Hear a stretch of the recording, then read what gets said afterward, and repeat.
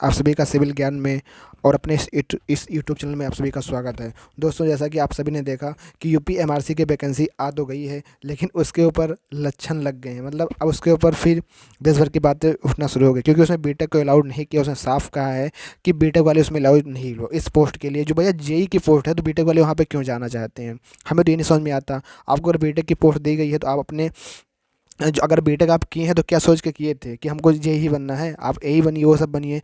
अगर वो कॉरपोरेशन कह रही है कि या आपको नहीं लेबल कर रहे हैं, तो आप लोग ऐसा जो कर रहे हैं वो ऐसा क्यों कर रहे हैं भाई? कि यार जो डिप्लोमा वाले हैं बंदे इतने परेशान हैं, मतलब इतने वैकेंसी तो आ ही नहीं रही, ऊपर से जब आती भी है तो केस में चली जाती है। अभी डीडीए का हाल क्या हुआ? डीडीए में वैकेंसी आई और जो है एग्ज़ाम तक नहीं हो रहा है, उसका सारा सारा कुछ चला जा रहा है वहाँ पे, केस में हो रहा है। अभी तक जज उसका निर्णय नहीं दे रहा। अभी ये दूसरी वैकेंसी रेलवे कॉर्पोरेशन में आई थी, एक लोगों में उम्मीद जगी थी कि वैकेंसी होगी, पर नहीं। इसमें भी देश भर की हमको सुनने को मिल रहा है। तो आपका नोटिस क्या हुआ है भैया? आई बात यहाँ पे सामने क्या आ रही है कि जो लोगों ने इसके ऊपर केस केस के अभी तो केस तो नहीं किया है। इन्होंने जो मेल किया था कि हमको इसमें बीटेक वाली एलिजिबल होने चाहिए, उसका क्या लोगों के पास रिप्लाई आया है? वो रिप्लाई यही आया है कि लोगों के पास जो रिप्लाई आया है, मतलब रेलवे ने खुद रिप्लाई किया है उन लोगों के पास में, कि जैसे कि उसने कहा कि अगर आपको जो अगर आप बीटेक हैं, तो मतलब कि जो मिनिमम क्वालिफिकेशन आपकी होनी चाहिए वो आपके डिप्लोमा होनी चाहिए। मतलब कहने का मतलब साफ साफ वो उसका कहने का मतलब यही है कि आपके पास डिप्लोमा होना ही होना चाहिए। मतलब जो नोटिस है, तो उसने जो कहा है, तो आप लोग देखिए कि जो उसने बातें कही है कि मतलब जो है आपका जो इसमें बातें होनी, उसने मतलब साफ मेंशन किया है कि आप लोग तभी इस फॉर्म को भर सकते हैं कि जब आपका बीटेक होना चाहिए। बिना बीटेक आप लोग फॉर्म नहीं भर सकते हैं। उसने कहा है कि UP MRC for the post of junior engineer also has a 3 year diploma in the respective field.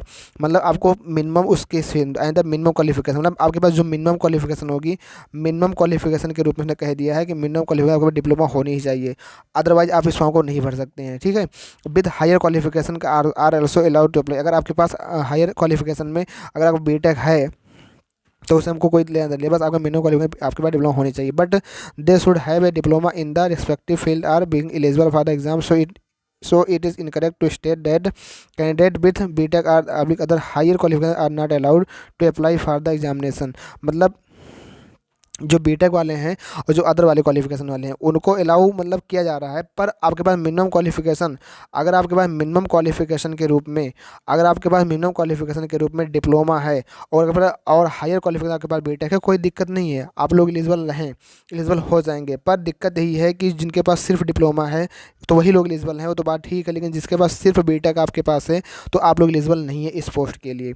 अभी इस पर क्या हो रहा है, क्या केस चलता है, अभी तो उसने ये साफ यही मेल किया है, जिन लोगों ने मेल किया था या जिस संस्था मतलब जिसके द्वारा भी ईमेल किया गया था, और जो जानकारी मिली है उसमें ये कहा गया है कि अभी तक एलएमआर यूपीएमआरसी ने बीटेक वालों को एलिजिबल करने की कोई बात नहीं कही है। कि अगर हाँ, बीटेक वाले एलिजिबल हो सकते हैं जब तक आपके पास मिनिमम क्वालिफिकेशन, अगर आपके पास मिनिमम क्वालिफिकेशन के रूप में अगर आपके पास डिप्लोमा है, तभी ये काम हो पाएगा।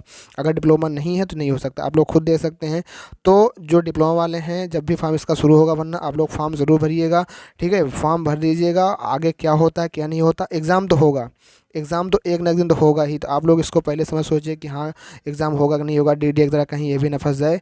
जो होगा, देखो, डीडीए का भी एग्ज़ाम होगा, इसका भी एग्ज़ाम होगा, सारा एग्ज़ाम होगा। तो आप लोग परेशान नहीं होना है। और जैसे ही कोई भी अपडेट इसके रिलेटेड आएगी, अगर आप चैनल पर नए हैं, चैनल को सब्सक्राइब जरूर कर लीजिएगा। ठीक ऐसे ही वीडियो के लिए आपसे मिलते रहेंगे। तब तक के लिए थैंक यू। जय हिंद, जय भारत।